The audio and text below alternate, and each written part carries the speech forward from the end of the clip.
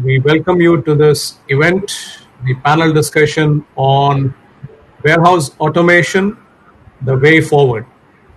While welcoming all of you, we hope that you'll really enjoy this magnificent discussion that we propose to have. I also welcome the panelists, Dr. Anil Chinnabandar and Dr. Rakesh, on this panel. Both extremely experienced and globally well traveled gentlemen with a wide array of experience who will definitely enlighten the audience as also involve them in a lot of question answer sessions. Exactly. The topic for today is warehouse automation, the way forward. The host before you, as acting as a moderator, my name is V. Raju.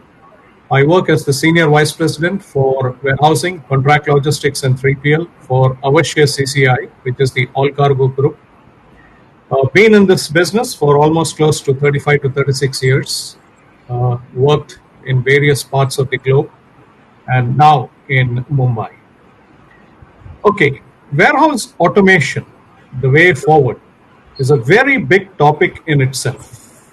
Friends, I'm sure you'd have heard that some years back, probably when Dr. Rakesh was doing his PhD way back in 80s and 90s, even in the ports, we used to depend a lot on labor. The manpower to be used at all places, even for destuffing containers, we used to use labor, carry the bags and carry the cargo on their head and take it out of the containers. If it's going to be vehicles which are to be offloaded, then you lay planks, flat panels of wooden planks onto the truck down to the ground and then slide the bags or slide the cargo along with it. This was the way we used to handle cargo, let's say 20 to 25 years back. Even in a premier port like Bombay Port Trust, for handling the cargo in the warehouses, this was the method that we used to employ. Gone are those days now. We have no more the concept of godowns. It has turned itself into warehousing. Modern scientific warehouses with all the facilities available within a warehouse for very safe and sound handling of the cargo on behalf of the customers. Thus, over a period of change, we have seen the warehouse change its total nature. This because of automation that we have had. Gone are those days when people had to carry the cargo on their head. Today we have the forklifts, the stackers, the dock levelers instead of the wooden plank handling cargo from the truck onto the docks and from the docks into the warehouse. This is what we call progressive automation. Now, is this trend going to continue further? We talk of systems, we talk of computerization, we talk of Internet of Things, we talk of artificial intelligence. These are certain things that is going to help the warehouse function much more effectively, productively, but does come at a cost. Hence, to talk on all these issues and the way forward, whether automation is the way forward for warehousing, I first of all introduce Dr. Chinnabandar into the panel, and my first question goes to him. Dr. Anil, what exactly do you mean by warehouse automation? Can you just throw light on that? Thank you, Mr. Raju. Thanks for the opportunity and appreciate the webinar hosted by Logistics Insider inviting this e-meet. Really appreciate the opportunity. I guess warehouse automation, right? What is automation? Automation to me is to reduce the manual labor, be it lifting, moving, counting, collating, any of those things actually. Now, automation is actually paper versus a handheld terminal. Paper versus what Mr. Raju is wearing, a headset along with a mouthpiece to do your picking in the warehouse. Automation is to actually have a headset with a microphone actually attached to it for a person in the yard managing multiple vehicular movements, and then loads, and then the dockyards and so on. Now, whatever background Mr. Raju gave just now, you just imagine the human effort that was actually being put in way back in the 90s and even early 200s also, early 2000s, I'm sorry. So I remember actually as a first ever 3PL contract that we drew in India at a larger country level, pan India level, was for a company that we know as Samsung today. So we did open about 27 warehouses across the country. We went around actually converting godowns and factories into warehouses. As Mr. Raju was saying, the transformation from godown to warehouses and today's distribution centers or even fulfillment centers, this evolution actually happened through this automation, be it for a pick list versus a handheld terminal, or a voice actually activated picking assistance, or even if you really look at it, counting things manually versus actually scanning things.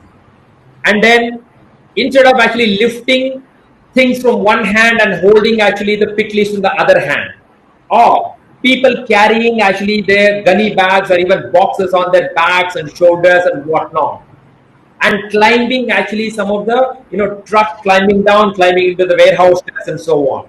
I mean, what has happened to all of those things today? Today nobody does the climbing and then holding things on their back, on the back, and then kind of taking back by back. There is probably a very simple rolling conveyor which just gets put inside the truck, and the other end is actually inside the yard of the warehouse actually, or the inbound yard in fact, or the dock in fact. So you just roll the boxes, roll in fact some of those gunny bags and so on, right? Similarly, imagine box by box people actually going and putting into the racks and pallets and so on. Today what we not only have a pallet, and then we have also a pallet mover, be it a battery operated or even a manual one. We have a bulk movement actually opportunity available. These are all parts of automation. And have they replaced human effort? Not necessarily. What they've actually done is they have made their life or human effort easier. It has made it accurate. It has made it safer. Most important part, people having two hands to lift a carton box versus one and a half hand, another hand actually with a piece of paper, that makes a huge difference. Also, let us understand who is working in our warehouses these days. In Landmark Group, in Max warehouses and DC Buy warehouses and Lifestyle warehouses, we have more than 60% of the employees, contract staff, are women. Imagine, even if it is a 12 kilo box or a 10 kilo box being lifted by these women actually continuously, versus you giving them a small roller conveyor, you giving them a pallet mover battery operated, you giving them a handheld terminal instead of actually piece of picking list, and then also having to work with the cartons and so on. So obviously it has upgraded the capabilities of ordinary warehouse staff. I think this is probably what is warehouse automation in its simplistic term, making your manual effort easier, accurate and safer, making sure that your overall capabilities enhanced, your productivities are actually enhanced to a greater extent without much of investment. We will probably go and visit some of the higher degree of automation, higher levels of automation later in the part of this webinar. But here and now in the beginning, I think it is definitely enabling, if you really ask me, equal opportunity to people like, women workforce. This is one of the biggest statements I would like to make. Having 60+% of women workforce and making their life safer, ergonomical, and then accurate and easier is probably what the warehouse automation has done. And this is what is warehouse automation to start with for me. Thanks, Anil. Wonderful start. The first statement itself, the first opportunity itself, Anil has made it very clear that is empowerment of women also taking care of automation, or rather the other way around, automation taking care of women empowerment also. In every sense. Great, sure, welcome, definitely. Why not? Dr. Rakesh, I move on to you. We have heard of I was the other day reading an article on various kinds of automation that we talk about. Something called as the conveyor system, something called as the elevators, a simple warehouse management system software, which is now almost common in every good warehouse. The ASRS, the automatic storage and retrieval systems, the pick to light and put to light concepts, the dock to stow and the stock to dock concepts. The gantry is available in some of the big warehouses where you handle coils. Then the autonomous mobile robots, the automated guided vehicles, robotics, cobotics, barcode, etc. And the list goes on. Now, in the context of what we heard from Mr. Anil, Dr. Rakesh, my question to you is, what are the different automation techniques and trends redefining warehousing in India? Please underline the word redefining warehousing in India. Yeah, please go ahead. Yeah, thanks, Raju, and good afternoon, everyone.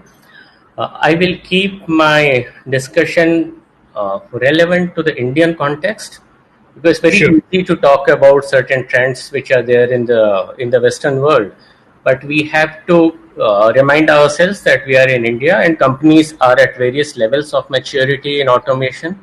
But I can see definitely for companies there are five clear trends or five different types of opportunities, and companies at different levels of maturity can start with one, or those who have already done it can start with the second and third. So these are the five, and I will describe very briefly in the same order in which typically it's adopted by people. The first and the basic elementary automation relates to the material handling equipment, whether these are the forklifts or AGVs, uh, Robos used for material handling. These are for conveying material from one place to another, unloading from the trucks and loading back onto the trucks. So this is the automation. There are several ways of automating the material handling part, and depending on the suitability and level of maturity, companies can adopt, and companies have adopted various material handling equipment. That's the base level of automation that we talk of. The second and slightly more advanced is the pick and place, which is for fast, accurate, and easy retrieval and storage of items which are received or which have to be loaded. Now, very few companies have gone in for pick and place. Some of the e-com companies have gone in for it. Some are pretty advanced, like Amazon's type. They are very advanced in terms of pick and place. So it's completely automated pick and completely automated place of this. Whereas the conventional companies are yet to adopt pick and place. Some are going in for it, but very few that I know of. The third trend is in terms of either scanning or using RFID. So it's the barcode scanning or RFID, which is useful for unloading a truck much faster. And instead of preparing the GRN manually, it's a question of scanning each and every box that is unloaded from the truck and comparing it automatically with the LR to see if whether everything has been received. And similarly for loading, just scanning all the boxes which are getting into the truck, and it prepares the LR automatically. It's much more accurate. It's much more faster in terms of reducing the turnaround time of the vehicles. There are certain FMCG companies who have gone in for the SSCC or EAN 18 barcode on their shippers. So it becomes much easier, and when you compare the turnaround time of trucks in those companies' warehouses compared to the turnaround time in other companies' warehouses, you can see a clear return on investment for not only the unloading and loading of this cargo, but also in terms of stock taking and the stock accuracy. So scan and RFID is the third part. The fourth part, which is I would say quite rare in India, even worldwide it was quite rare a couple of years back. Now some companies have moved into it, is completely automating the stock taking. As all of us know, stock taking is done regularly in all the warehouses, uh, some for the audit purpose and others to just improve the inventory record accuracy. Now, stock taking is typically done manually, especially in an FMCG environment that I'm quite conversant with, and it takes quite some time to take stock of all the materials which are there in the godown. It's completely manual process, and the dispatches and receipts are typically stopped for a day or sometimes 2 days, typically done on a Saturday or a Sunday. But it disrupts the supply chain because any stoppage for even 24 hours is hugely detrimental to running a smooth supply chain. Now, using the concept of drones and computer vision, it's quite possible to do this stock taking on an ongoing basis and typically do it at the night uh, when the warehouses have least amount of activity, most of the warehouses, and using drones, computer vision, and AI to identify what's that item that is stacked either on pallets or even in floor stacking, and also count how many boxes are there in that stack. So everything can be done automatically. It's much more accurate, much faster, and improves the supply chain efficiency. The last one, the fifth trend, is in terms of redefining the layout of warehouses. So, as the consumption pattern or as the velocity of consumption of different SKUs in a given warehouse changes, whether due to seasonality or of some events, some items being on offer, consumer offer, as the velocity changes, ideally, if you do a optimized warehouse layout, the location of these items should also change. The fast moving items should be kept closer to the receiving and loading stations, and the slow moving items should be kept farther away to minimize the loading time of the entire truck or the unloading time. Now, using AI ML, it's quite possible to do this layouting on a dynamic basis to understand what's the trend in consumption and accordingly decide where a particular item should be placed. And some of the most advanced dynamic layouting we have read and seen is with Amazon, where the same item may be stored at multiple places for easier pick and faster pick. So every time we receive an item, the software would decide where it should be placed, and every time we have to load it, it will pick up from the stack which is the closest. So these are the 5 trends that I clearly see in warehouse automation, and depending on the maturity, companies can adopt one or the other. Thanks, Doctor. Very well explained on the different automation trends that have started into warehousing and that are currently on. Mr. Raju, if I can add actually a couple of things what Mr. Rakesh said. Yeah. Particularly, actually, the slotting optimization is one area where I've extensively worked with Walmart and then Woolworths actually abroad.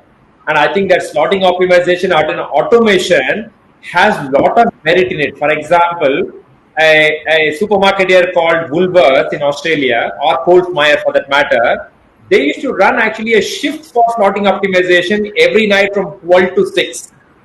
So all the software actually would suggest, in fact, the fast movers and then also some of the bulky items, some of the hazardous items and all that, it would actually slot in such a way based on the peak order what had come. So 7 o'clock when the picker starts, he or she will actually be able to do a highly productive job, in fact. So slotting optimization is a very, very high level science which has been already cracked by retailers, which probably can benefit greatly in terms of Indian retail businesses and so on.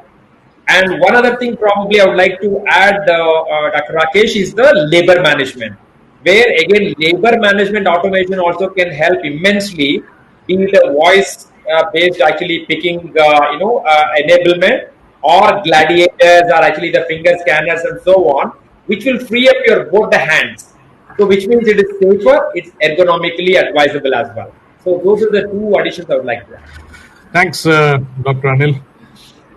While I continue with this, what Dr. Rakesh was mentioning about the different advantages that automation can have in the warehouse, at the same time, what Dr. Anil mentioned, that even when it comes to labor management, there are certain ways and means, there are certain innovative methods by which the labor management can be converted, the opportunity can be taken and converted into a productive labor management. So Absolutely. that is absolutely essential, considering the current warehouse scenario, where you have every customer not only asking for automation, but also asking for productivity and efficiency. So obviously, we need to think on those lines as well when we talk of warehousing automation. My question now to you, Anil, is with automation, the role of labor will have to be rewritten or redefined. More so earlier, or when you say, when Dr. Rakesh mentioned that I'm going to talk about the Indian scenario, yes, Indian scenario is different compared to the global scenario because labor in India is cheaper and is available in plenty. You need employment for the labor. However, you talk globally, the labor content for the warehouse becomes extremely expensive. So, considering this as the background, with automation being the focus for the warehousing, how do you look at it? I personally feel that the entire labor management or the handling the labor for the warehousing will have to be redefined. What is your feeling? Thank you, Mr. Raju. Again, I think this is this subject is very close to my heart. Because I have been working now for more than 8-9 years in India since coming back from my global operations role. I can very proudly say today I'm not looking at India as a cheap labor country at all. I mean, that is my starting line. I mean, I would never ever want to take up any assignment where just because Indian labor rates are cheap, we would actually make a difference. I would rather go because I'm an engineer and then I'm a mechanical engineer and then we have actually done some really good stuff, at a global level and global actually standards and so on.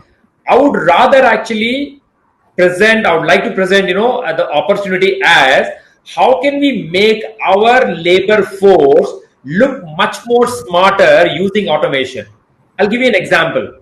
About 8-9 years ago, I mean, we have a warehouse near Hoskote in Bangalore, or let's say Bhiwandi in Mumbai, or Ghaziabad, or even Gurgaon, in fact, in north, as well as Sakrail in Kolkata or Medchal and other places in Hyderabad. Yes. We used to get these actually, particularly from Hyderabad and Bangalore and Chennai and all. We used to get these young girls or young women, in fact, who were probably 10th, 11th, 12th pass or even graduates, in fact, but then they really were keen to learn. They were not ready to just lift a box and put it from A to B. I mean, these are the girls. I mean, I can proudly say today, after about 8 or 9 years, 75% of my supervisory and managerial staff started with us as pickers or helpers or actually semi-skilled people way back 8 years ago. I mean, we gradually groom them with all these skills actually. How do you read a handheld terminal? How do you use actually a forklift? How do you use a stacker? How do you use actually a pallet mover? How do you build a load? All these things, in fact, we taught them literally, on the job training, we gave them. Today, I'm very, very proud to say that, a lot of these women who are the supervisors in our warehouse lines, they all came through that graduation, so to say. They were helpers, semi-skilled, and then skilled, and now they are become supervisory, staff and so on. So, how did this whole thing happen? Absolutely by rewriting the code of warehousing. I mean, once upon a time, or even now, in some parts of actually the community, people think that warehouses are exactly like godowns. They are not at all. They are not at all actually the godown. They are the distribution centers. They are mechanized warehouses.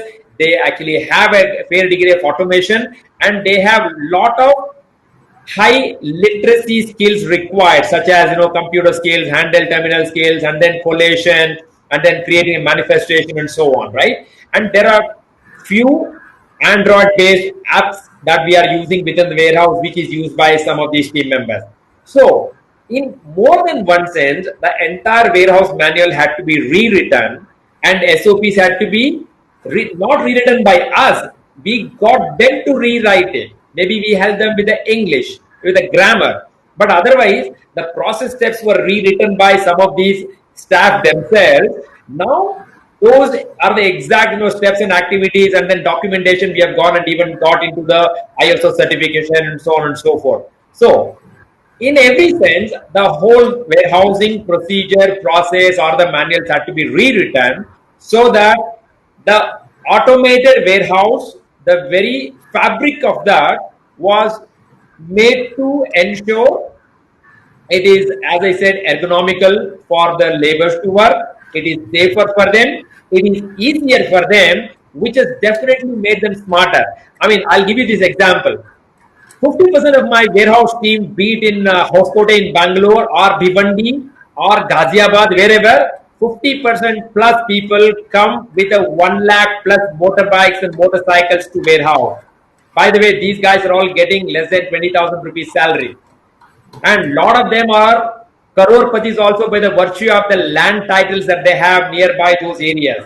In spite of being in such a privileged, actually, financial position, these guys want to come and work in a warehouse or a fulfillment center because they feel they are they are engaged in a smart work environment.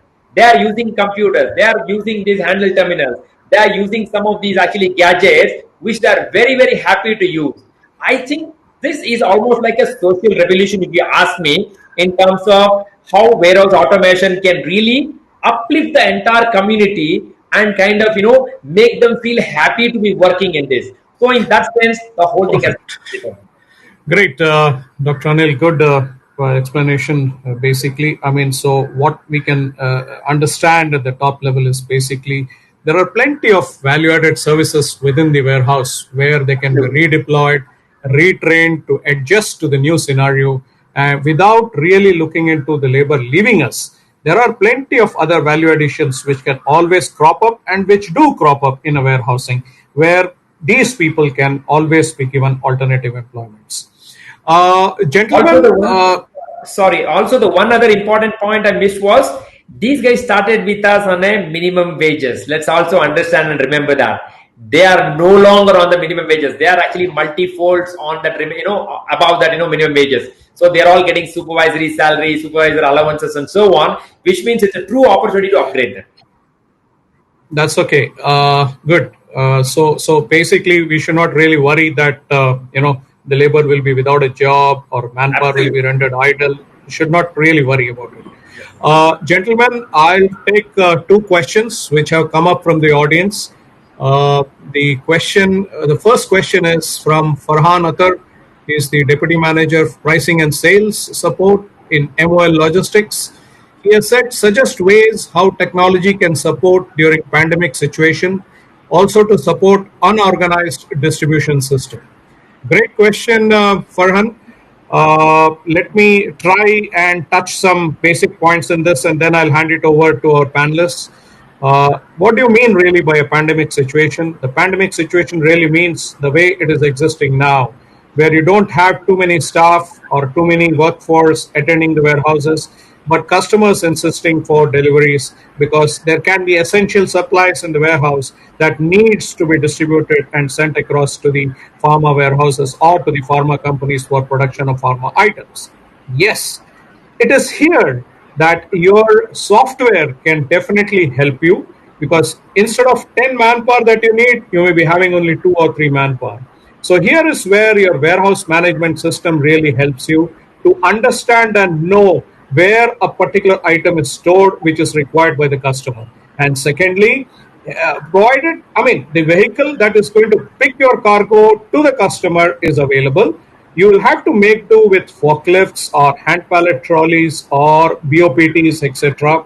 Try and work with a minimal force and see that only the essential supplies that are there required by the customer are handled and picked up by the customer. Also, there may be cases where you have 10 customers requiring all their essential items to move from the warehouse at a certain point of time.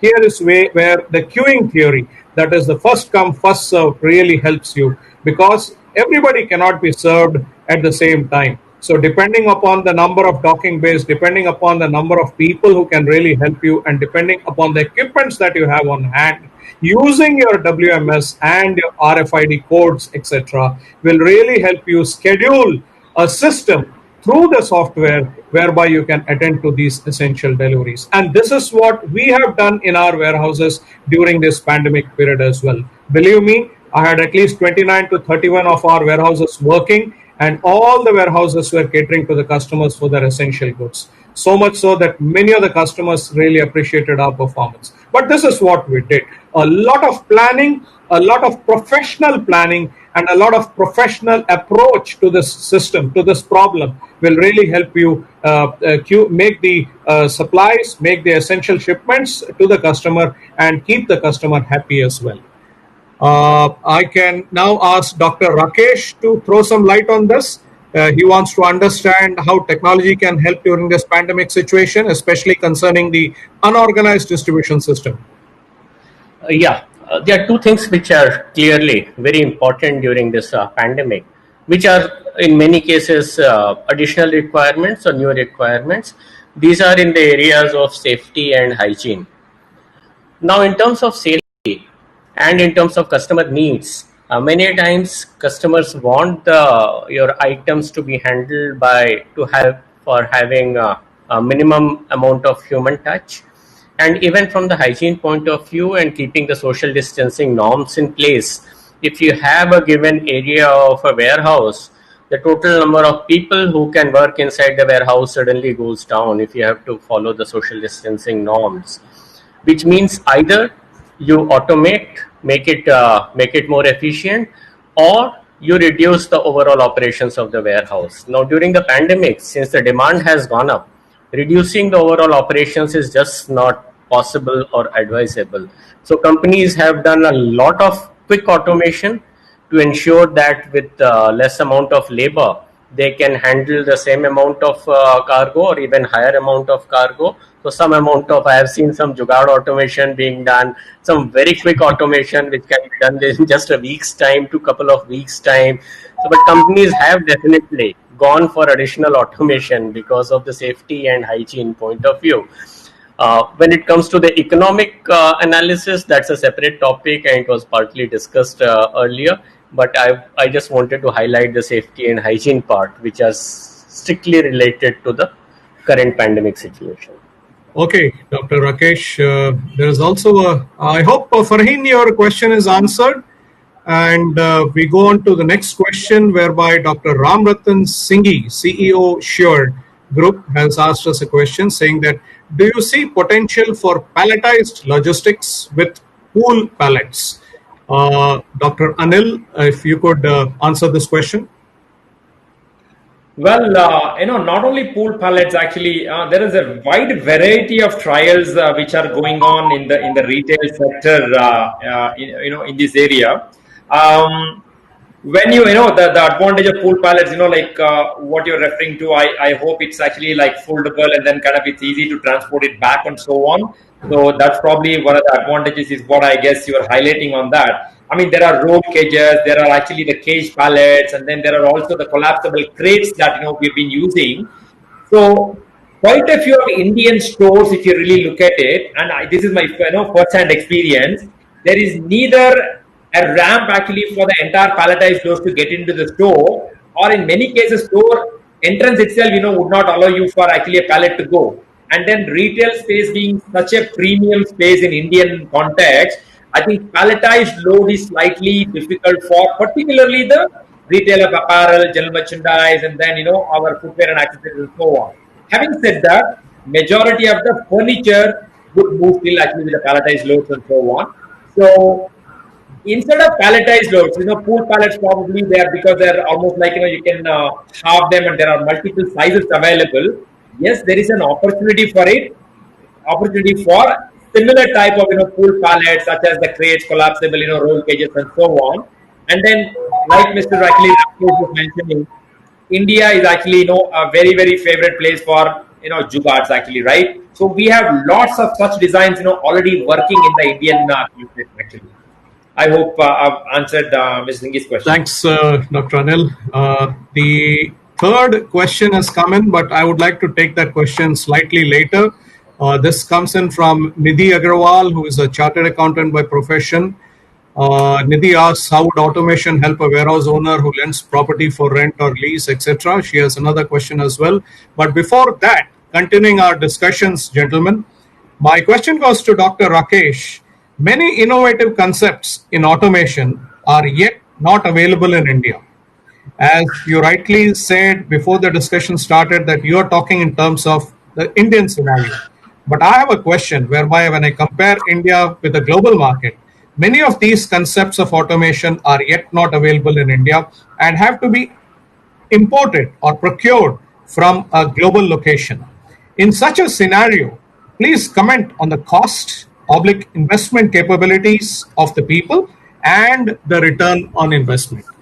Basically, because the atmosphere, even now in India, after so much of liberalization and so much of freedom given to the service providers to practice and the customers to exercise, etc., talks of a modern warehouse, an automated warehouse. But when it comes to the cost, there is always a challenge, a very big question, whereby the customer many a times is not prepared to pay the service provider such high costs. So in this scenario, Dr. Rakesh, what do you feel about the concept of automation? Yeah, it's a question that has been posed at least a million times to me as to why the level of automation in India is much lower than the level of automation in several Western countries. Let's first see it from the economic viewpoint, and then I will touch upon some other points of view as well.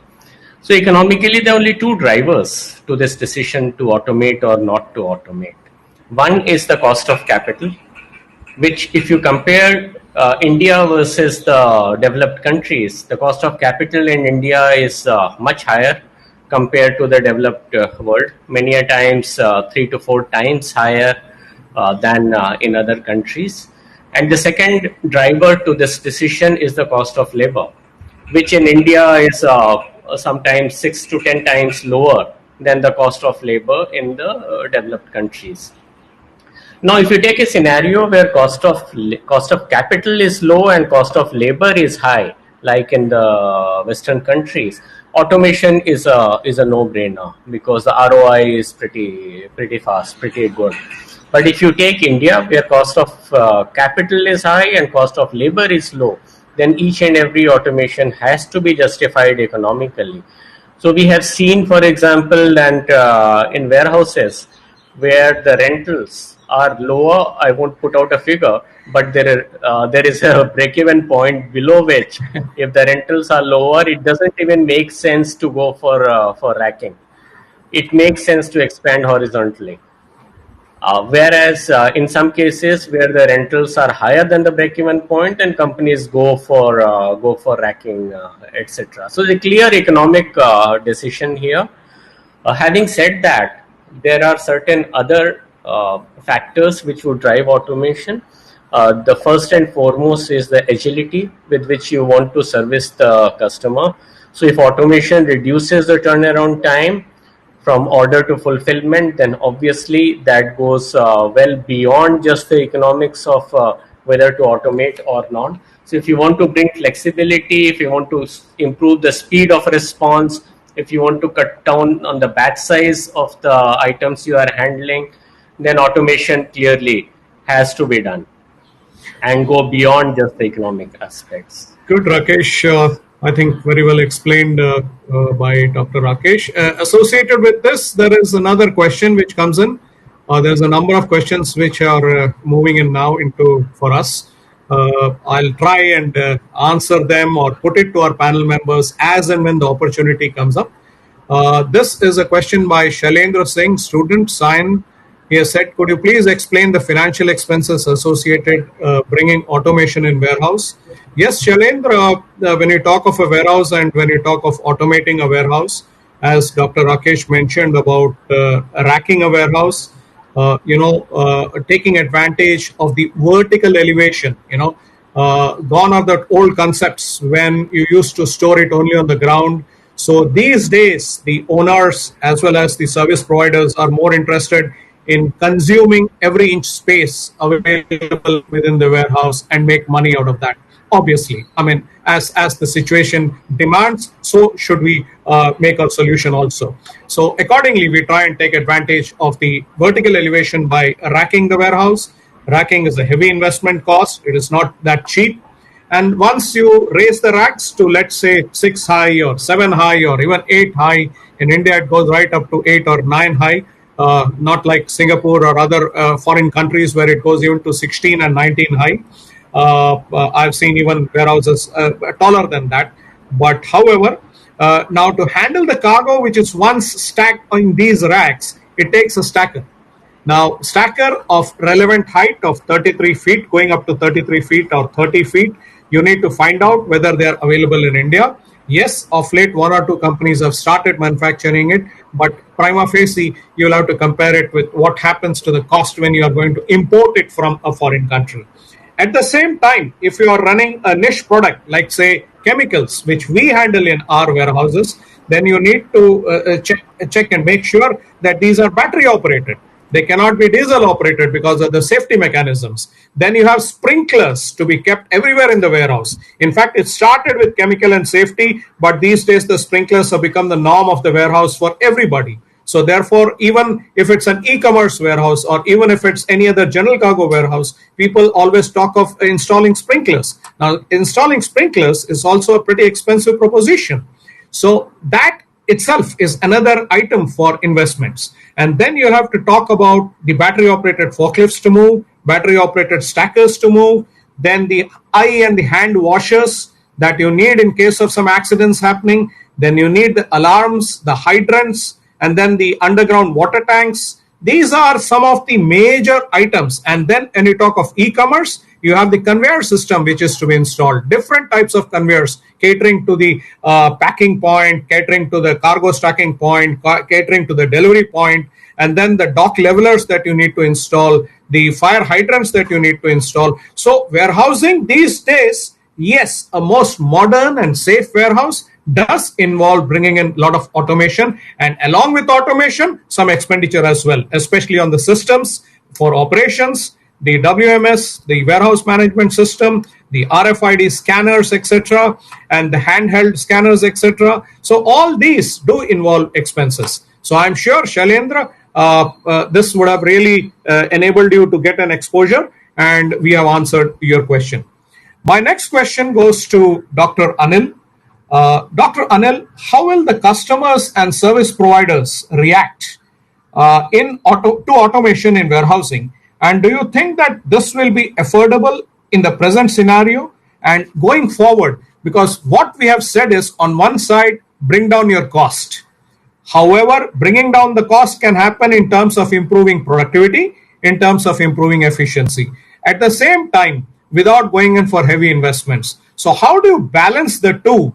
And when we say that the way forward is warehouse automation, how do you balance them at all? What is your opinion? Well, Mr. Raju, I think customer perspective is very, very straightforward. I think, customers, particularly in the COVID situation, customers are very clearly saying, okay, if you're using automation, if you're not touching, if you're actually having least touches in your supply chain and so on, they're happy because there is less actually, chances for, contagious, the viruses to pass on or whatever. There is at least a perception that machines will not probably, house the viruses or whatever. So the general perception from customers are, and from the safety front, I guess, they're quite happy to hear that we have a automated warehouse where less number of, human touch happens actually in that sense. That is on one side. On the other side, automation means there is always higher level of productivity, higher level of efficiency, and then higher level of accuracy. I mean, this is one area, I guess, customers now have started feeling that, because now that I run actually a very large warehouse for online operations for Max in India, we have actually some great observations. I mean, the lady in the lounge is my customer. Customer is not the king anymore. Customer is the queen for me. Being apparel actually retailer, so my majority customers are ladies who's sitting in the lounge, and she has got actually a beautiful smartphone in her hand, and she literally makes us dance to her tunes in terms of the number of items she actually orders, the sizes she orders, the return she actually chooses to give.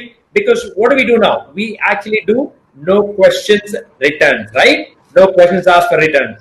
So she will order an M and an L and an XL. If I'm lucky, she will return one of them and return the other two. If I'm not lucky, she will return all the three, saying that it is not good. So that is the power of customer in terms of actually right now, in terms of accuracy, in terms of order accuracy, in terms of what is that they want to see. Therefore, any automation will lead to accuracy because be it the color, be it the size, be it the label reading and so on, whenever you have machines reading this, RF, barcode reading it, there is a higher degree of accuracy. From both those fronts, I guess customers are happy to see automated warehouses. They're always actually happy to see some of the global giants doing these operations or influencing these operations. Coming to the service providers, I guess I'm quite disappointed to say this because I have tried to use quite a few of the leading service providers in the Indian context, and I think they're always skeptical about ROI. They're always skeptical about ROI, maybe because you are the culprit also. I may not be giving the see. We'll always actually it is like that ad which says kitna deta hai mileage ka. So it is always that. So what does it give me? Is always actually as a customer I'll be asking. And like Mr. Actually Rakesh was saying, automation doesn't come cheap. I mean, if you go and see the future, supply chain warehouse in Nagpur, you will understand actually how many hundreds of crores has been spent on that, and you'll really, you'll feel sad to see that it doesn't operate 24/7. Therefore, in my opinion, the service providers are always skeptical about making investments. Forget about automation. They don't even want to do They don't even want to put a racking system unless you give them a 7-year contract, which means I'm literally writing the entire depreciation off for them, depreciation and the interest and all that. So there is less skin in the game, so to say. So I think Indian service providers probably need to be a little bit more brave and bold, but then they also need to be supported from customers like us. That's my clear take. Great. Nice take, Dr. Anil, because I think what you mentioned is absolutely right. This has to be, again, a marriage between the customer and the service provider, because where I believe that the service providers need to go for investments, come whatever may, because the key questions, gentlemen, the audience also, I'm telling you, the key question in front of the service provider raised by the customer is, what productivity do you achieve in the warehousing? What is your level of efficiency in the warehousing? How do you ensure that there are no damages to my product while handling, that there is inventory is 100% available and at all times, and how safely can you keep my cargo in the warehouse? Many of the innovations that we talk about, many of these innovations that we have discussed today in the panel discussion are related to these factors only. So we will definitely say that while we go in for some automation, the cost factor also has to be balanced out of that. So it has to be a marriage between a balanced cost and automation going forward. While customers should realize and should feel that, look, automation is the best way of going forward for them, because a quality handling ensures a quality product to the end customer. And his end customer becomes extremely happy when you ensure that a quality product is able to reach him on time. Thereby, how does the customer ensure that? The customer can ensure this by giving some liberty to the service provider to cost that investment in his cost, such that he is able to invest that amount for procuring automation. So it is a fine balance that one has to arrive. I'm sure that these days, with the introduction of liberalization, with many MNCs coming into India, even the Indian trader, Indian merchant, Indian customer has become very conscious and is now asking for quality handling and a quality product in the warehouse. That is why, if you compare, the go down concept is totally vanishing from the scenario.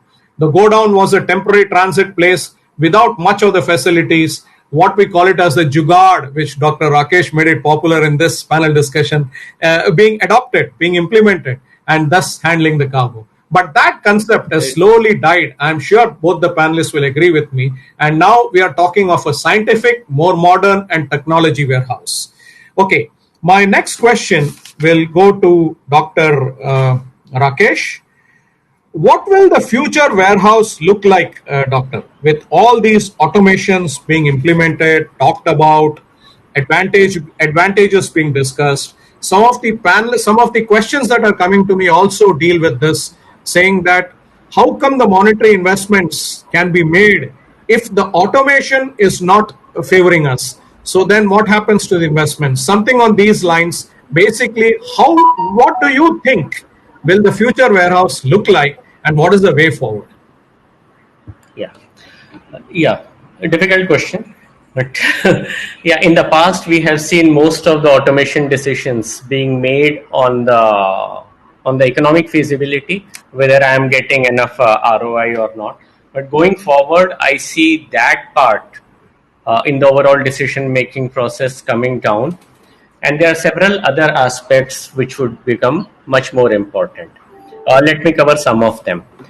The first is the fast response, so the turnaround time. So between the time we get an order, how quickly can we ship? Is it 24 hours? Is it 8 hours? Or is it just 5 minutes? So from getting an order to fulfilling it, how fast does the order go out of my warehouse? That will decide the competitiveness of various players. So fast turnaround time is an important part, and that feeds into the need for automation, because without automation, it's not possible to come to those types of turnaround times from order to shipment. The second is the flexibility. So if a warehouse is shipping say 1,000 consignments a day, on heavy days, if I need to ship 5,000 consignments, do I have the flexibility, or would I say that this will mean a queuing of 5 days for today's orders? Gone are the days when customers are willing to wait for 5 days. So we need to have this flexibility for multiple types of the normal consignment. Warehouses which have this flexibility would need automation, because with manual labor it's just impossible to scale it up 500% on any given day. With automation it is possible, because incremental speed doesn't come at a high cost. Once you automate, you can increase the speed of shipment. So flexibility and fast response time are going to be very, very important. The third is the batch size. Am I able to ship only in pallet loads, or if I have to load a truck with 100 different SKUs, can I load it? Some warehouses are good at doing it, but typically those have been manual loading, where 100 different SKUs can be loaded in the same truck. And going forward, we will see more and more trucks carrying multiple SKUs, because this is required in times of agile working, that each consignment will have an assortment of products being carried. So fast response, flexibility, and the batch size reduction, these are going to be critical for future automation needs. And obviously safety and hygiene that we spoke about are also going to gain importance as we go forward and settle into the new normal. Sustainability has always been at the forefront of warehouse operation. If we want the warehouses to be successful over longer periods of time, then they have to be sustainable, both in terms of their environmental impact as well as the social impact. So how sustainable are our operations? So those would be some of the additional considerations which will drive the decision, other than just the cost consideration, and that will decide how the future automation will look like: more flexible, faster, and more versatile. So, as Dr. Rakesh mentioned, it's flexibility and versatility that has to be the new norms in the future warehousing when we go in for automation. Fantastic. I think nice thoughts on that. Now, one of the key questions or key challenges, audience, which every warehousing supplier or warehousing service provider is going to face in the coming days, even with automation, is trained manpower and the quality manpower. The challenge of quality manpower has always existed right from the olden days till date.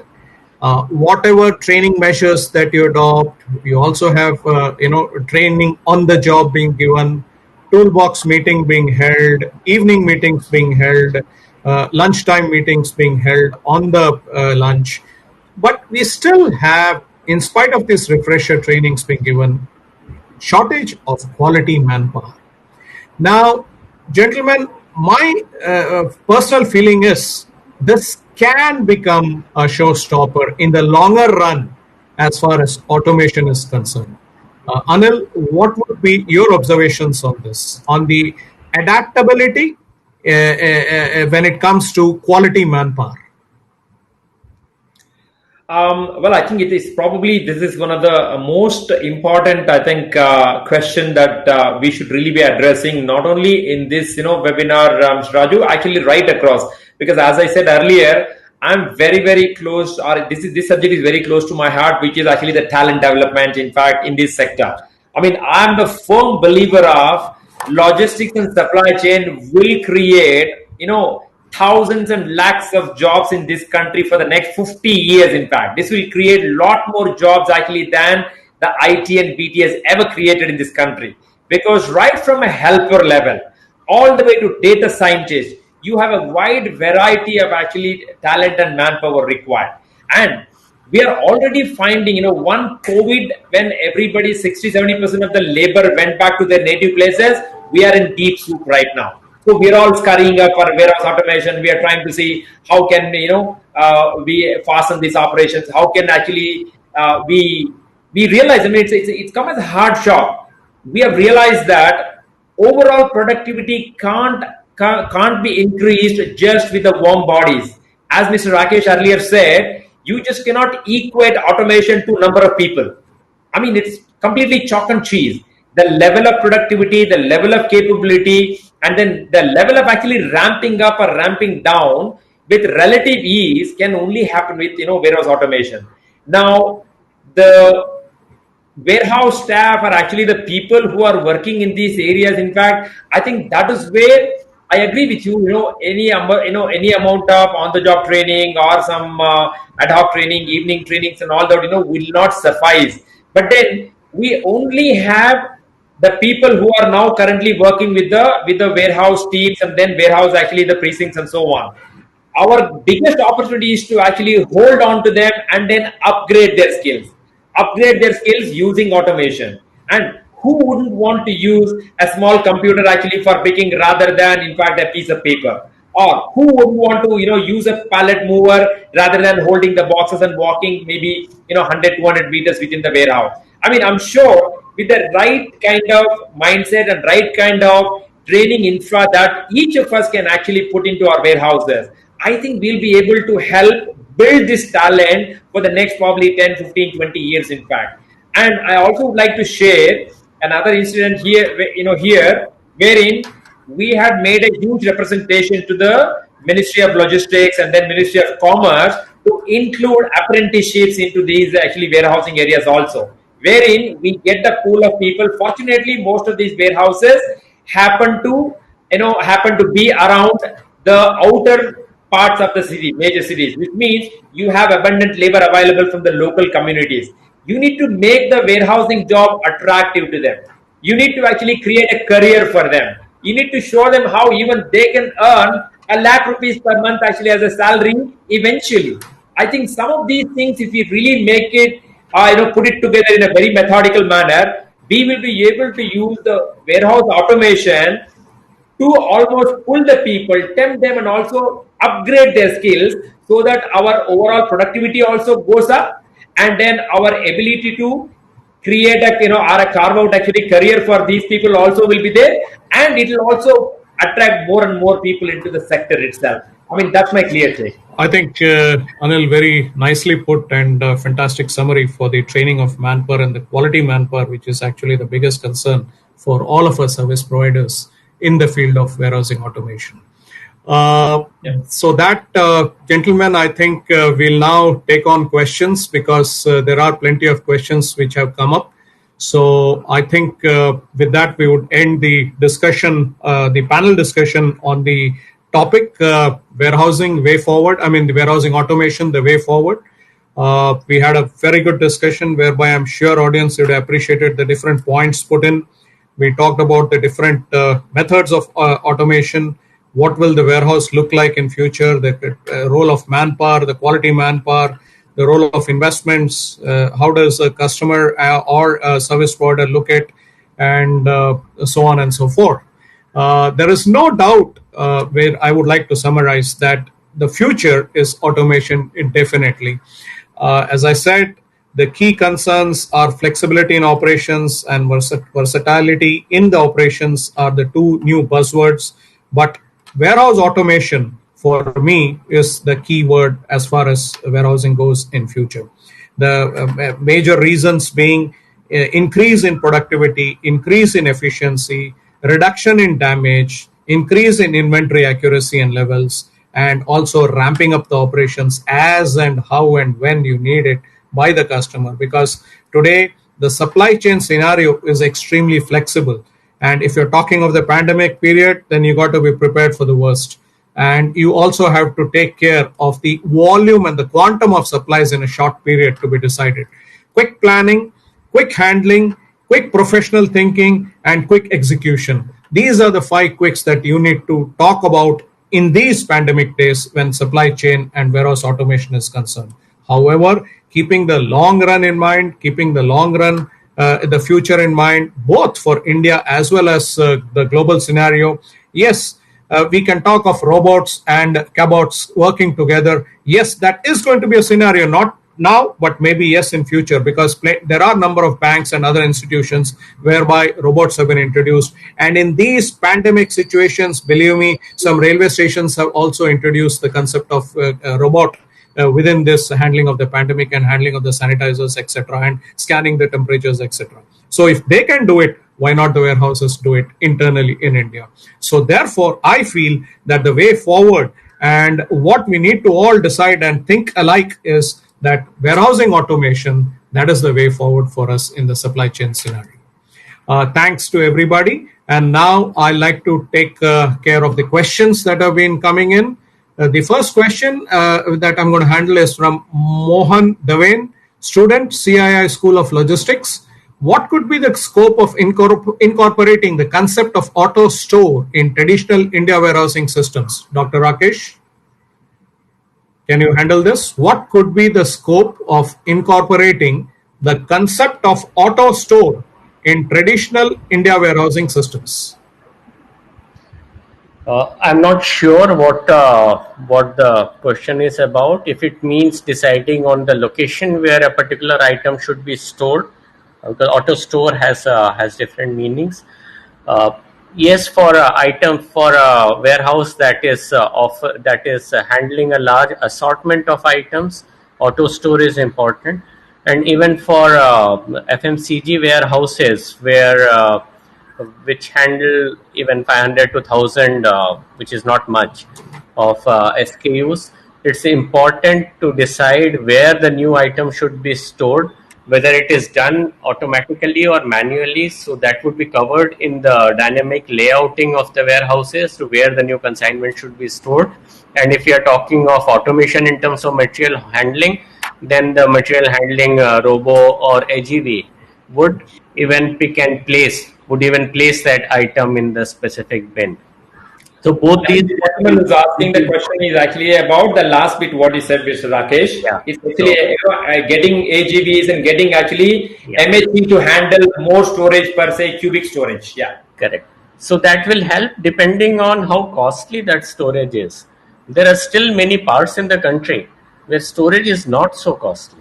So I don't think those would go for automation. But if you take a place like Bangalore or Mumbai or Delhi or Hyderabad, then these places are pretty costly. The storage is costly. So they would be the first ones to adopt this auto store. But I don't see it spreading to the other hinterlands and godowns and warehouses in the smaller cities, since the cost of storage is not so high and the cost of labor is also lower. So again, it comes back to the cost of storage, the cost of labor, and the cost of automation. Great. So I'm sure our audience is absolutely satisfied with this answer.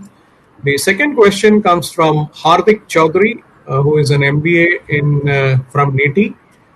Sir, could you please throw some light on how automation can help SMEs where high monetary investment cannot be made on warehousing? Anil?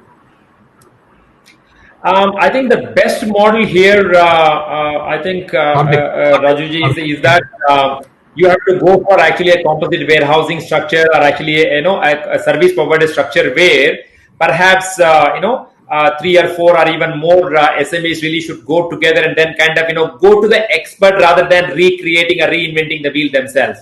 So I think that way they can have a very transparent transaction in terms of, like what kind of automation is required from the warehousing side of things. I'm not talking about the manufacturing, or I'm not talking about the other parts of assembly lines and all that. Particularly warehousing, you should really go to a service provider and then maybe join hands together, like how automotive vendors and automotive suppliers have done wonderfully well for the last 2 decades. I mean, they probably are the masters of automation, masters of actually working together as a collaborative, effort and so on. So I think that's a easier and simpler way, wherein you will also get an expert help. Also, you don't have to worry too much about the capex particularly, and you will have to just, of course, bear the opex and then kind of, make it workable for you. So that's probably the best route for SMEs. I think Anil is bang on when he said about automotives, because we do a lot of automotive warehousing for different key brands in India as all cargo. So it's a perfect example whereby the SMEs collaborate with the automotive makers and work in the warehouse itself, supplying spare parts and supplying other items required for the automotive industry, which is actually handled by us as the service providers on floor for the in-plant management, and they supply it to our warehouse and we handle it on behalf of the customer. So what generally happens is that in such cases, you, as he rightly mentioned, you don't need a lot of investments getting into it. With medium level investments, you can still survive and bide your time. Now, what is important is bide your time and then make money yourself.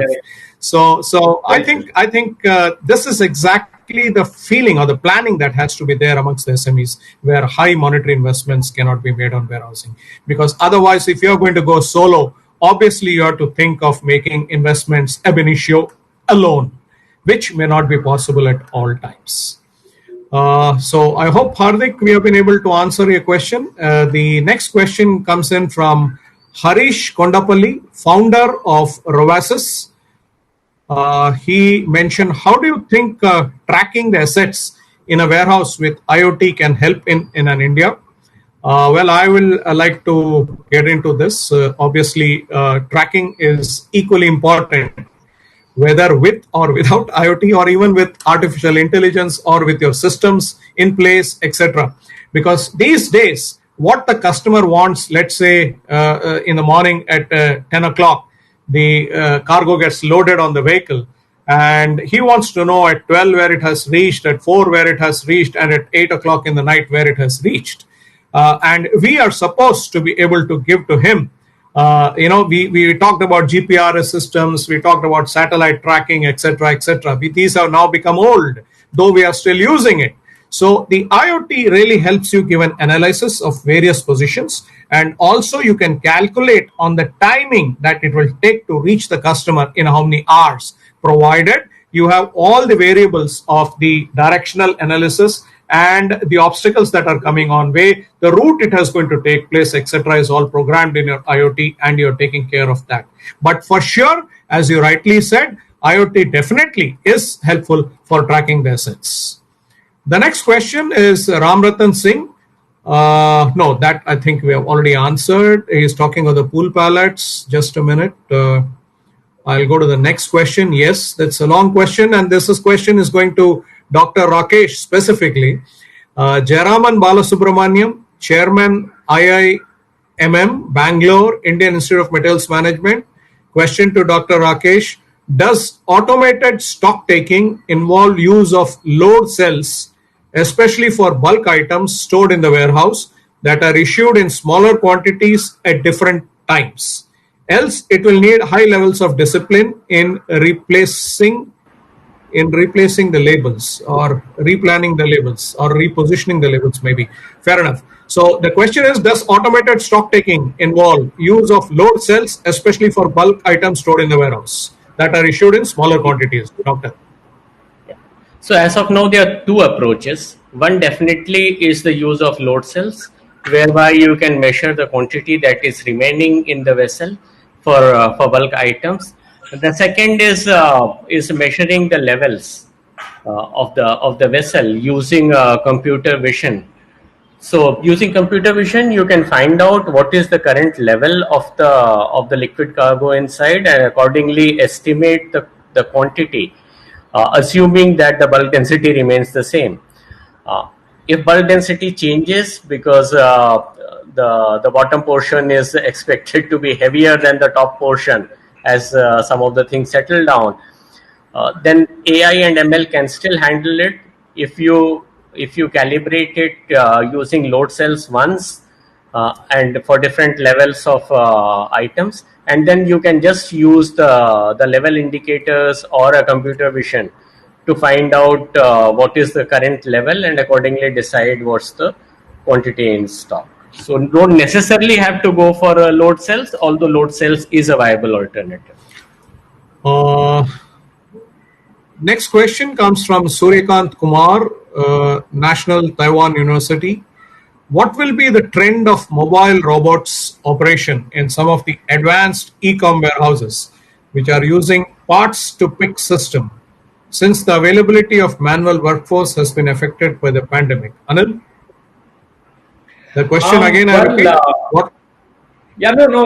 I got the question. I've also got the questions open here. Yeah. See, we have just built actually a $1 billion warehouse in Dubai actually for our group, which is going to handle the entire GCC countries and so on.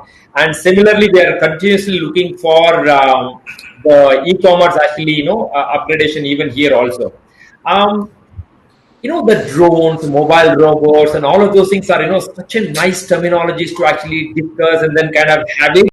I mean, I firmly believe, pardon me if I'm way out, but I still think these are all fantastic actually terminologies to discuss over a drink at the pub. Right now, here and now in India, I don't know, unless somebody like Flipkart, I don't know whether Walmart would like to actually invest into that, or Amazon for that matter, which we actually have a marketplace as a vendor. We have a lot of through them. I'm not sure.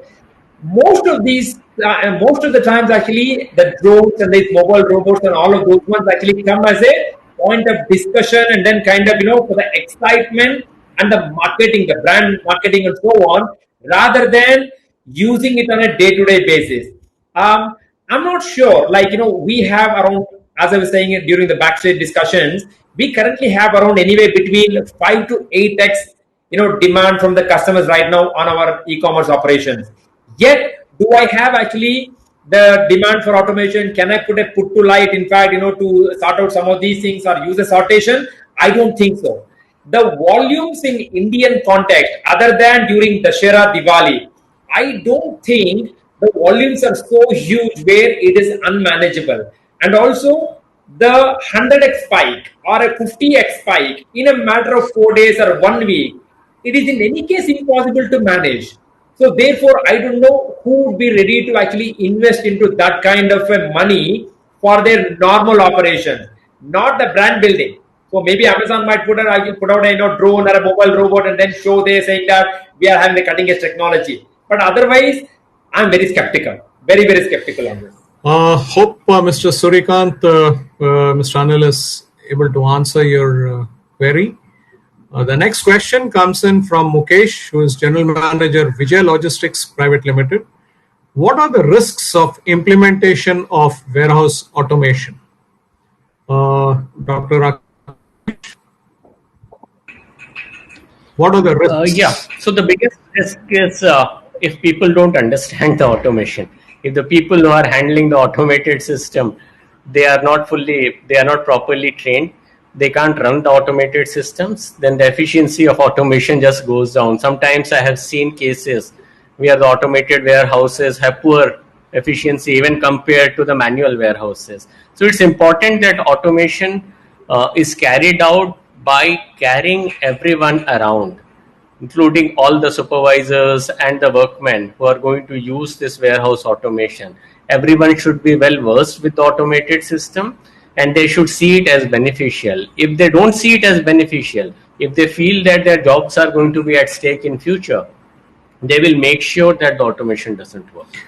So I think having the entire ecosystem work for the automation is extremely important. Otherwise, automations are not going to be I, useful. And if the safety considerations are not properly taken, then obviously that's a bigger risk if we cut short on some of the safety provisions. Correct. I think That's the maintenance. Actually. Maintenance, if you don't maintain the equipment properly, it's like an aircraft. You don't maintain the aircraft, and it's going to actually have an accident somewhere. I think both the panelists would agree that we did discuss upon training the manpower, which is of extremely great importance when we talk of the dangers of automation. As he rightly said, maintenance is extremely important. When also think about the investments that you're going in for. So it's not only correct running or utilizing it the right way, but also the safety that surrounds while utilization of these automations. Because both these things have to be perfect and you've got to be hands-on these issues. Otherwise, you're in for a big catastrophe. Next question is from Ritik Luthra, India Log Hub AG. The question is, with different tech providers developing different automation MHEs, example the robotic arm, the smart glass, the drones, etc., how can the 4PL and or manufacturing organizations prepare for IoT architecture for different systems to speak to each other? Anil, nice, interesting question, because just clubbed 3-4 questions together and put it in one. Yeah, I guess this is actually $1 million question, right? I mean, having been working in this space for the last 20 odd years, even for more than 15 years in global environment, I don't think there is any magical answer to this, because I've always had, whether Swiss Lab versus Dematic versus actually Symbol or the Motorola. I mean, forget about the larger pieces of robotic arms, smart glass, and drones and so on. I mean, the simple conveyors won't talk to each other because it is made by two different people. That is also because people don't follow standards. And then there are very less standards available in the logistics space. It is not like in manufacturing. In manufacturing, whether you have a metric or actually, the British, the systems actually, you would have to follow them. Whereas here, there are no, I mean, who tells you what kind of a put to light actually conveyor, the width should be there? You go to a local manufacturer in Bangalore versus somebody, in Madhya Pradesh, Indore, it is chalk and cheese, again, different. So adopting to at least the basic standards is probably the first step. And then in terms of integration, I think, again, because I also have half of my degree as a IT, so I have been there and then I've kind of lived that life. You don't have a magic box or a black box which talks to each other and then which actually makes your life simple. I mean, that is where there are consultants, there are actually integrators, there are people who are wanting your money to make them talk. So I don't think there is any magic bullet actually, or a silver bullet, so to say, which will actually make these IoTs, to talk to each other. Having said that, what is actually the silver lining on the cloud is the Android app, is the iOS, because look at it right now. Most mobile apps are now being designed only for either Android or actually for iOS. More so from the Indian context or the Asian context, it is Android apps actually. So if you are able to keep that architecture around Android, around mobile phones and around those areas, it is slightly simplistic. But having said that, warehouse automation is not as simple as Android app or that platform, because it is quite complex. It is also quite expensive in terms of actually the gadgets or the hard wiring, or even actually in terms of the coding what you have to do, because you need to protect your proprietary as well. You don't want people to be copying that. I mean, in Android actually environment, it is easy to do that. So there are larger discussions actually around this area, which is why you will never see two manufacturers saying that, oh no, we will make a mini USB instead of one making a C, one making mini USB. I mean, both of them will continue to make just imagine even a charging point. It used to be different, the diameter is actually, a few years ago. At least right now, it is either mini USB or actually C. So that kind of a joint journey which has to happen, which I don't see that's going to happen in the next 5 to 10 years. It's probably going to take more time to kind of talk to each other and make each other's life simple, because it's a highly competitive environment, and I don't think the manufacturers are that easy to work with right now, and there are no standards either. Great. Thanks, Anil. The next question is from Mr. Ashish Shah, CIO, EVO Private Limited. He said, "What is the forecast by the following technology for the following technologies being used by warehouse owners? The energy management systems coupled with predictive maintenance for transformers and electrical panels to reduce power consumption and improve continuous power supply." Well, to the best of my knowledge, I don't think there is any professional system which is invented to take care of this. However, I'd like to ask Anil, what does he feel? Because from whatever that we have, it's the AMC and that we enter into for a long-term basis, and they have this fortnightly checks or the weekly checks to be done on this. In addition, of course, the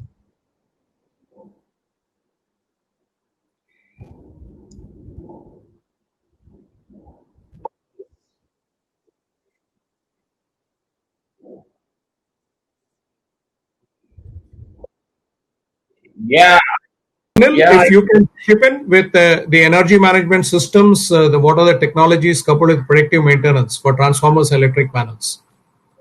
yeah, I guess you're absolutely right, Rajuji. Just now you mentioned about, what is, a better energy or environmentally friendly energy, which is like the solar. Probably that's the most probably talked about from the warehousing space of it, because we actually tend to own a large area of actually roof, which is probably very, very, tempting to kind of put the solar panels and kind of, generate the kind of energy and kind of, store that energy. That is probably one of the biggest areas where currently people are working right now in terms of how to become energy efficient. But having said that, I can understand Mr. Ashish actually being a CIO, he's trying to ask this question. Again, as Mr. Raju said, there is no predictive maintenance actually for transformer or electrical panels in terms of what can be probably laid out or mapped into at a larger scale. Again, because lot of our warehousing infrastructure is geographically disconnected.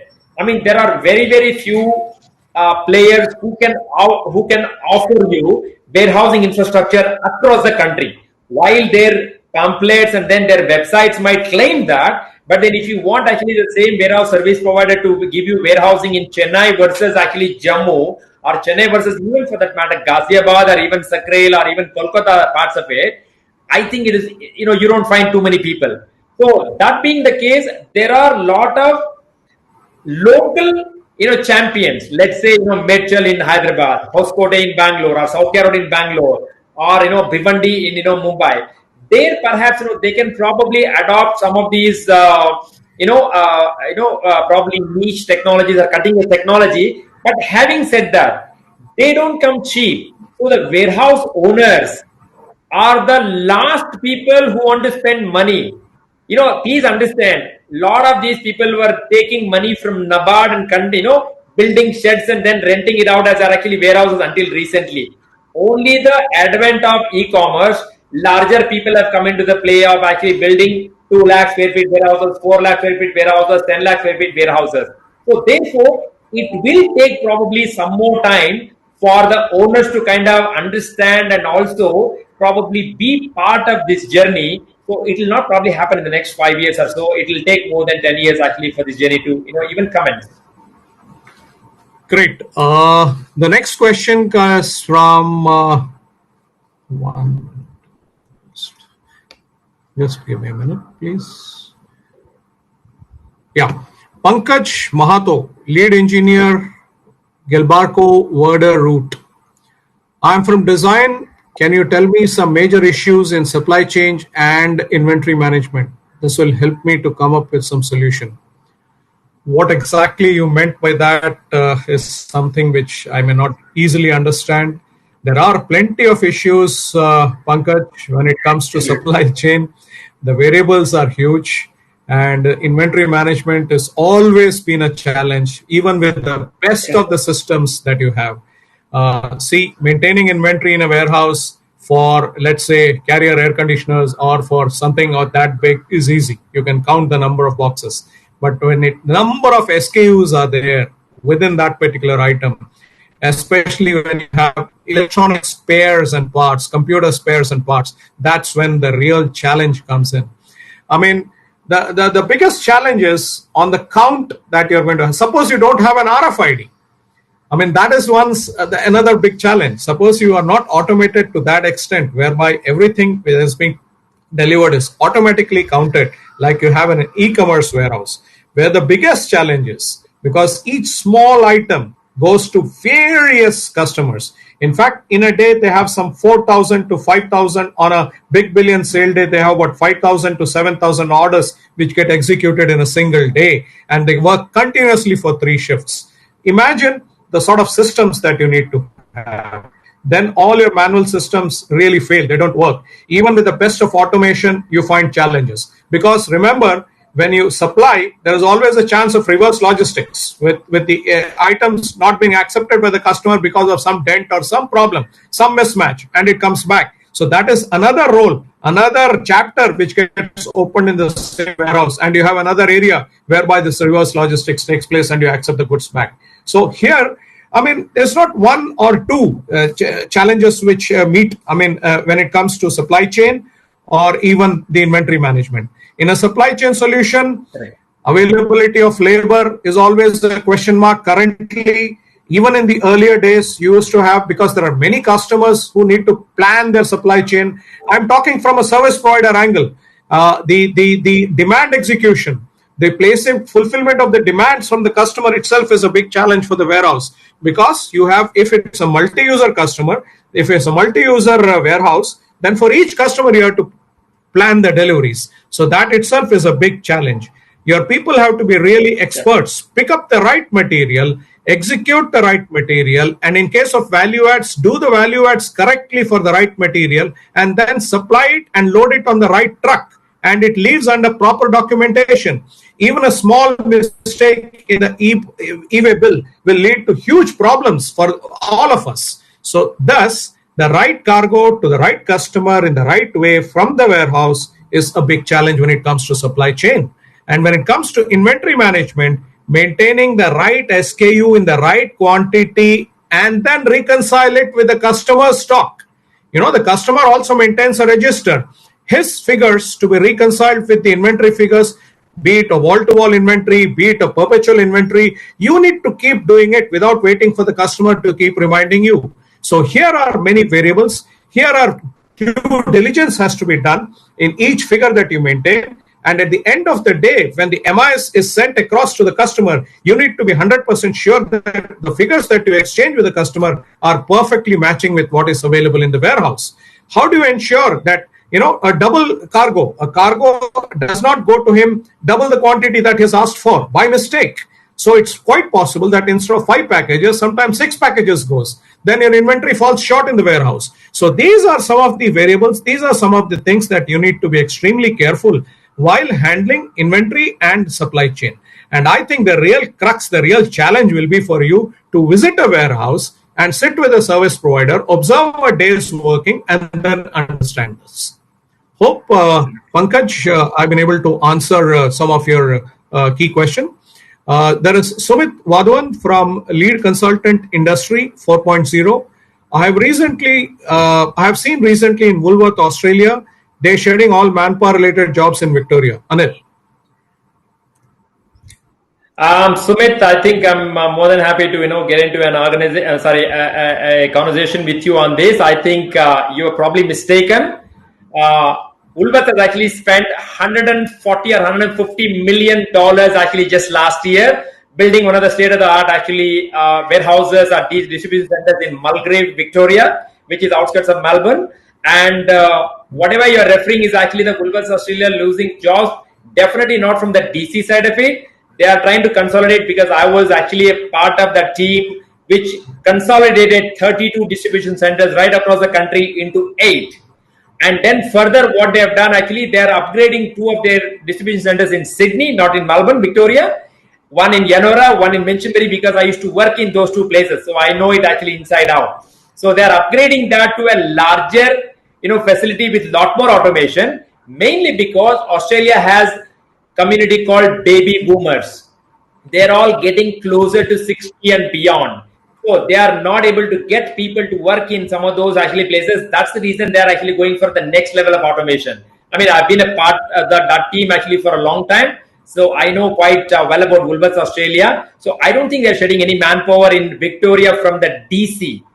They're actually doing it from the stores, in fact. So the Mulgrave facility, which is going to come up in about a year's time, is going to recruit more people than they had before.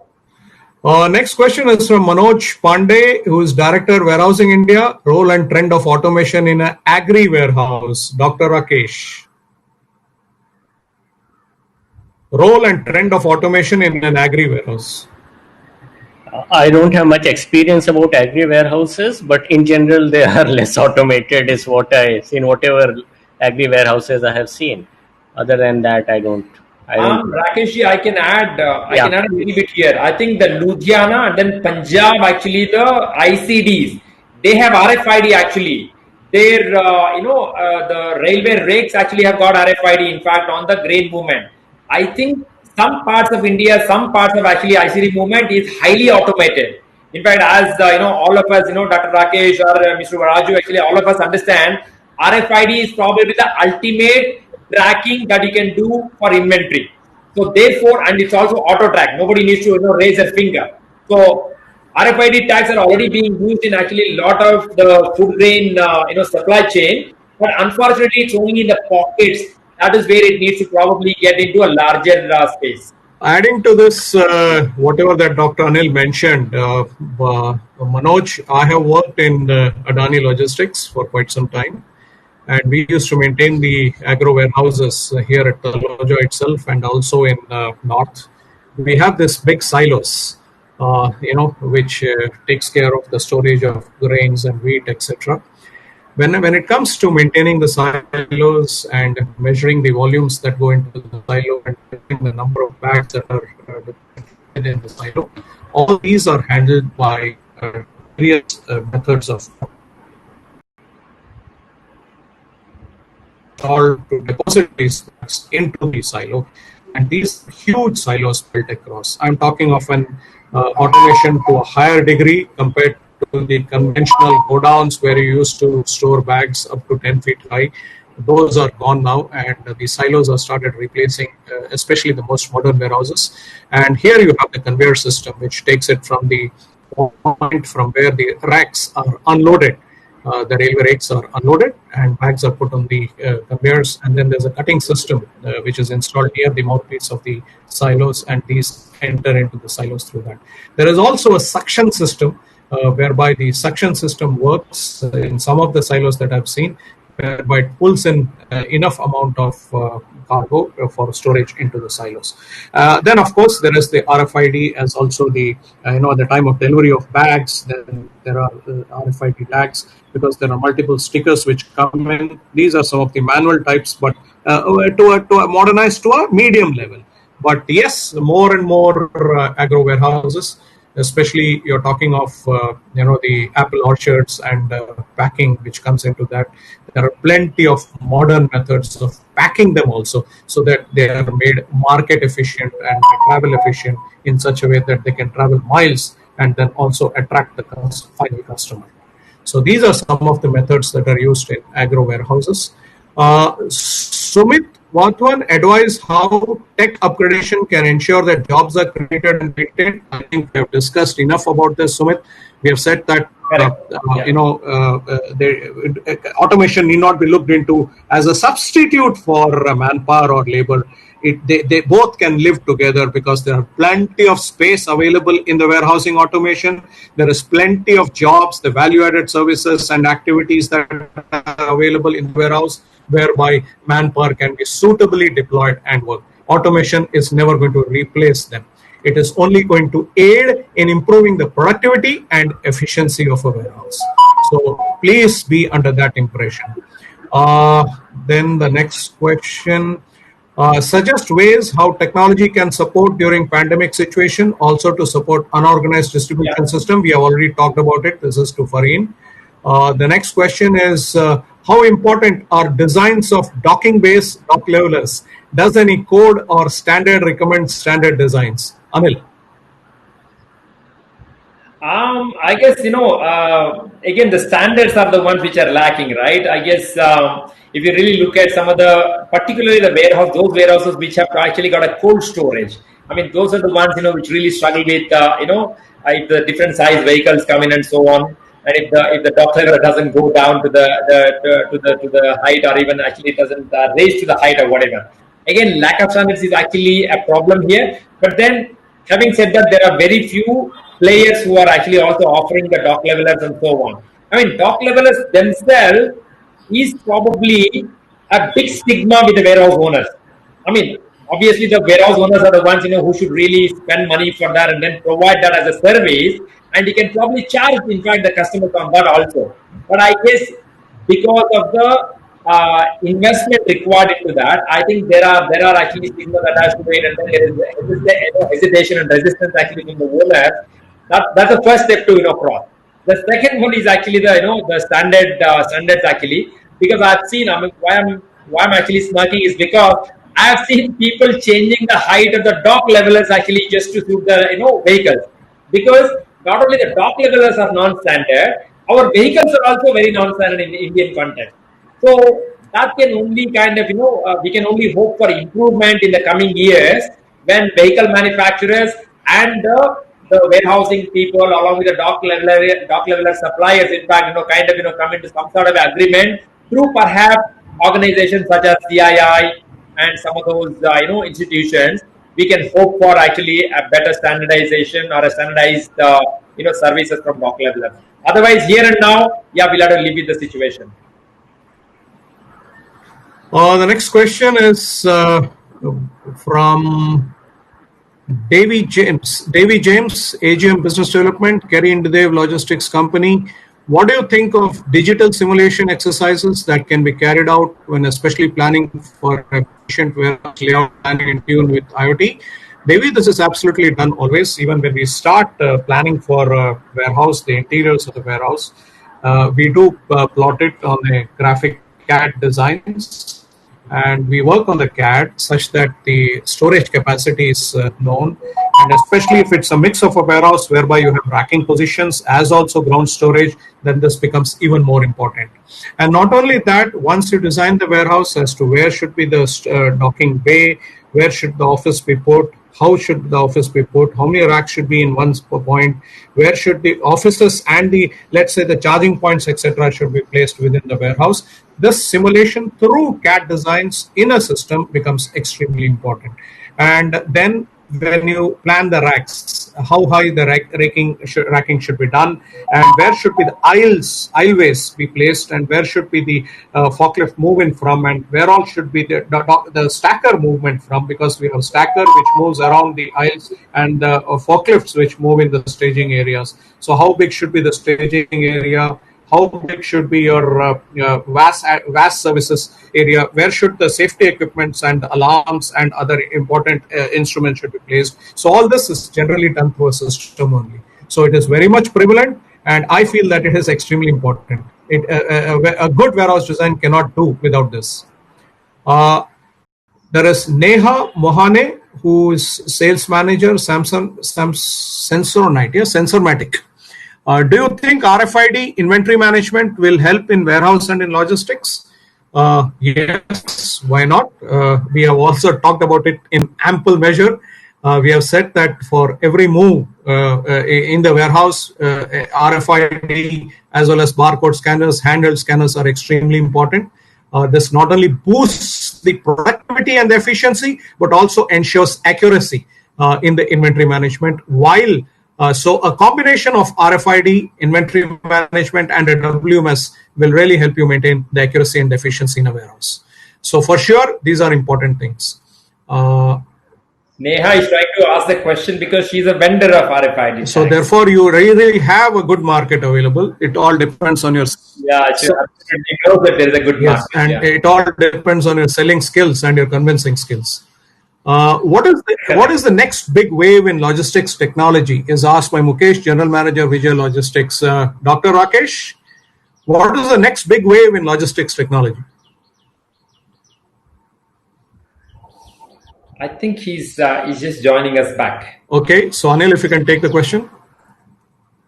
Well, I think, exactly, what we just spoke about, a minute ago. So RFID probably is the biggest, actually, next wave is going to happen in logistics, because the cost of the tags is coming down. And then, as I said earlier in the backstage discussions, I was one of the first proponents of RFID enabled supply chain management for Walmart, and then in US during my previous stint. I think we have come a long way from 40 rupee per tag to almost like, around 8 or 9 rupees tags and so on. So I think the cost was a big prohibitor for that. RFID is going to be probably the biggest, next thing in logistics in India. Great. Richland Developers, partner Richland Developers, he has asked a question. How do you see the future demand of warehouse and logistics parks in India as a government is planning to divert companies from China to India to increase employment, low rate of products, Make in India campaign, also demand of warehousing will increase as per your views? Well, I'm very clear in this. I have written also many articles for different logistics magazines on this particular point. The future demand for warehousing and logistics is only going to increase. Just to give you an example, we are talking of warehouses in B-class cities and C-class cities now. Gone are the days when only A-class cities used to have the warehouses. This itself is a big change. You can see places like Ahmedabad, places like Noida, places like Lucknow, places like even Patna, places like Bhopal, places like Guwahati, get new warehouses, and people going to these areas, customers going to these areas to open up the warehouses. Because remember one thing very much, that now it's the customer-driven area. Wherever our customer finds that his customers are based and planned, he will definitely go to that area to open a warehouse. So that's how this decentralization has really helped. Earlier, you used to have a warehouse in every state. Now that is not the norm. Now it is the customer-oriented areas which help the service provider and the customer to arrive at an agreement to open up a warehouse there. Whoever imagined of a warehouse in Patna, a big modern warehouse, or for that matter, whoever imagined a big modern warehouse in Guwahati? But that's the norm. That is the way things are going. So the demand is definitely going to increase. The future demand will always increase. The only thing is the center of increase is still in A-class cities, yes, partially, but partially in B and C-class cities as well. So therefore, the parcel size of a warehouse, the pack size of a warehouse is definitely changed. It used to be about 1 lakh till about a year back, but now it's going to be 3 lakhs, 5 lakhs, and 10 lakhs. We, as All Cargo, have recently developed warehouses to an extent of around 10 to 15 lakhs in one single complex. It has been given to various MNCs pan-India, global MNCs. So the question still remains that warehousing will definitely increase. So as Richland Developers, my advice would be please start developing more warehouses. The next question. How are we doing for time? How are we doing for time? I think we have 2:30, about 5 minutes more. So that's the last question that I can take, because we were told 2:30 is the hard stop. So you also said that you take Nidhi's question as well. Yes. There is a question which is coming in from Rakesh, LNC Head Industry Partnership Logistics Skill Sector Council. What's on upskilling and migratory support of laborers? Council on what's on upskilling and migratory support of laborers. Anil, though the question is not very clear. I guess we touched upon. We touched upon actually on this. In fact, I think Ramesh has been doing a lot of work actually around skilling. In fact, the laborers and then warehousing staff and so on, logistics staff. I guess very very clearly, more warehouses actually opening around the rural sector or the outskirts of the main cities and so on. It's probably creating larger opportunities for these migratory actually workers also. And then you talked about just now warehouses in Yes. Guwahati, warehouses in actually various parts of the country, right?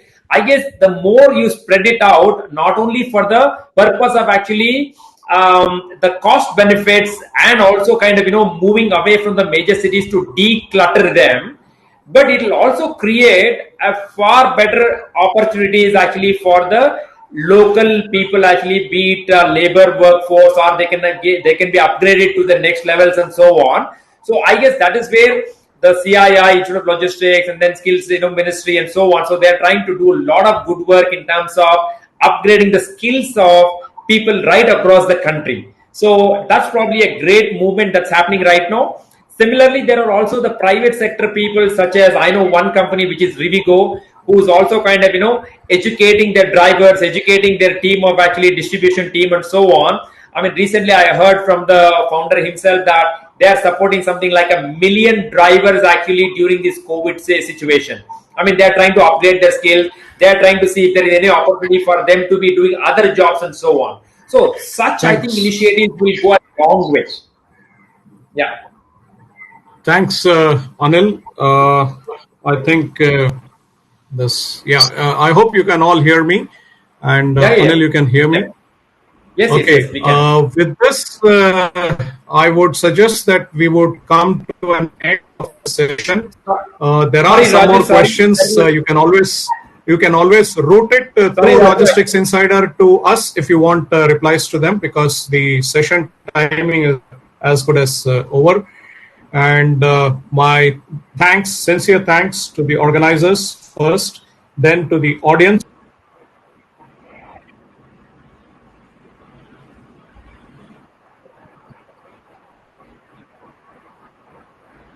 And then finally, a sincere thanks to both the panelists, Dr. Anil and Dr. Rakesh, who we hope we had a fantastic session. You were really engrossed and you made it very interesting. So, and hope this was a time well spent with all of you. Thanks a lot.